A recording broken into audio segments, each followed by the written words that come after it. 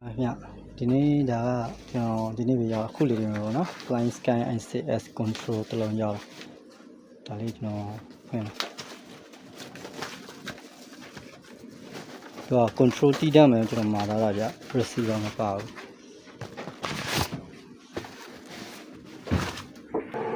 โอเค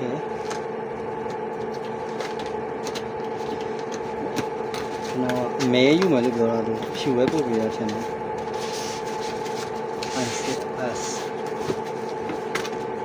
အားလုံးမီနူပဲပါတော့โอเคဒါတော့ကျွန်တော်ပုံမှန်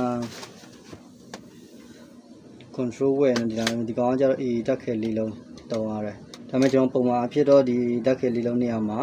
ကျွန်တော်ဒီbattery တုံးနေဗျကျွန်တော်ပုံမှန်ဆိုလို့ရှိရင်ဒီလိုမျိုး lipo battery 2S ကိုကျွန်တော်အသုံးပြုတယ် lipo battery 2S ပေါ့နော်ဒါပေမဲ့သူကဒီထဲမှာထည့်လို့မရဘူးဆိုလို့ရှိရင်ဒီ battery အိမ်ကိုဖောက်ထုတ်လိုက်တယ်ဖောက်ထုတ်ပြီးတော့နေအတွင်းကနေပြီးတော့နေဒီ GST plus တော့ခဲပြန်ဆော်လာတယ်ပေါ့နော်ဟုတ်ဖွင့်ရတယ်ပြီးသွားလို့ရှိရင်တော့ဒီ battery ကိုအသုံးပြုလို့ရပြီဆိုတော့ကျွန်တော်ပုံမှန်အဒီတိုင်းသုံးနေကြ AA battery လေးလုံးကိုအသုံးပြုမဲ့ဆိုရင်အမြဲတမ်းလေးနေရတယ်သူကအားအရင်စားတယ်မခံဘူးအဲ့ဒါကြောင့်မလို့လိုက်ပို့တုံးတာအထင်းမပါတဲ့ပစ္စည်းလေးကတော့ဒါကတော့ဒီကောင်ကကျတော့